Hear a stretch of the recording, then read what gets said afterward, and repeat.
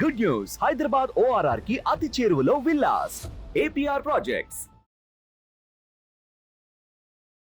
నమస్తే మాధవిరెడ్డి గారు. నమస్తే అండి. మాధవిరెడ్డి గారు, డీమ్యాట్ అకౌంట్లో రిటైల్ ఇన్వెస్టర్స్ అమౌంట్ ఏదైతే ఉంటుందో వాడని అమౌంట్, సో ఆ వాడని అమౌంట్ని ఎప్పటికప్పుడు ఏ రోజుకి ఆ రోజు రిటైల్ ఇన్వెస్టర్స్కి బ్రోకరేజ్ సంస్థలు రిటర్న్ ఇచ్చేయాలంటూ కూడా సెబీ ఒక కొత్త రూల్ని జూలై 1 నుంచి తీసుకురాబోతుంది కదా. సో దానికి సంబంధించిన వివరాలని ప్రేక్షకులకు డీటెయిల్గా మీ విశ్లేషణ ద్వారా తెలియచేయగలరు. సో డీమ్యాట్ అకౌంట్ ఓపెన్ చేసే ప్రతి ఒక్కరికి ఈ ప్రొసీజర్ అనేది అర్థమవుతుంది. పే ఇన్ పే అవుట్ అంటామండి.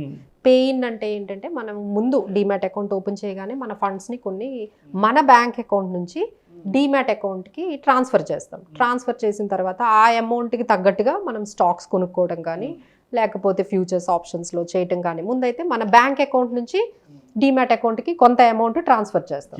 సో ఇది జరిగిన తర్వాత ఏమవుతుందంటే మళ్ళీ మన అకౌంట్ కొంచెం వాడకుండా ఉండొచ్చు. ఎందుకంటే నేను 1 lakh రూపీస్ నేను డీమ్యాట్ అకౌంట్లోకి చేశాను, బట్ 20,000 రూపీస్ స్టాక్సే కొన్నాను.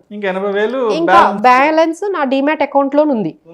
ఎందుకంటే నా ఉద్దేశం ఏంటంటే మళ్ళీ ఈ వీక్ కాకపోతే నెక్స్ట్ వీక్ అయినా నేను బై చేసుకుంటాను అనేటట్టుగా అక్కడ వదిలేస్తూ ఉంటారు.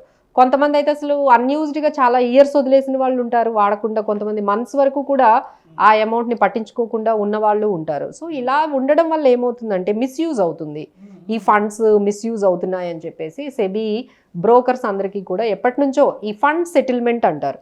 ఈ ఫండ్ సెటిల్మెంట్ ఏంటంటే క్వార్టర్లీ అనేది పెట్టారు.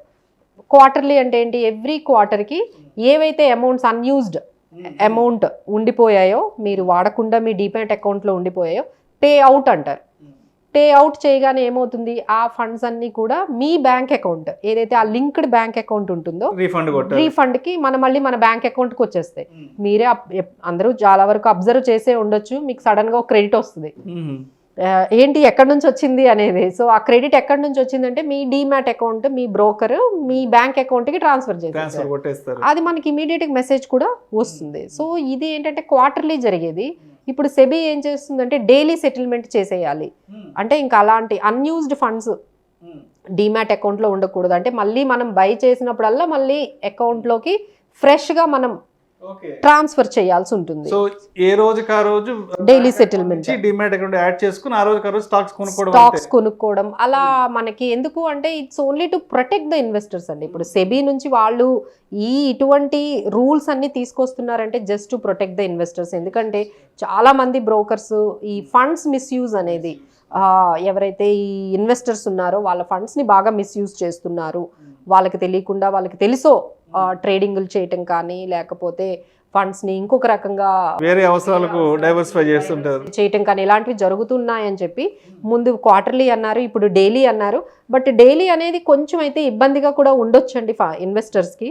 ఎందుకంటే ఇప్పుడు నేనే ఉన్నాను, సో ఎవ్రీ డే నేను కొనాలి అనుకున్నప్పుడల్లా ట్రాన్స్ఫర్ చేయాలి అంటే నాకు ఆ టైం ఉండొచ్చు. అదే నేను అకౌంట్లో ఒక 1 lakh ఉన్నాయనుకోండి, ఇమీడియట్గా నేను అమౌంట్ నేను చేస్తాను. లేదు అంటే ఆన్లైన్లో అందరూ అంత కంఫర్టబుల్గా ఉండరు కదండి. నేను అంత 1 dayలో నేను ఎలా ట్రాన్స్ఫర్ చేయగలను, చెక్ ఇస్తాను. చెక్ ఇస్తే అది మళ్ళీ 2 days క్లియరెన్స్ అయ్యింది అనుకోండి, మళ్ళీ నేను ఆ ఇమీడియట్గా నేను మీకు తెలుసుగా స్టాక్ మార్కెట్ అనేది నిమిషాల్లో అయిపోతుంది ప్రైస్.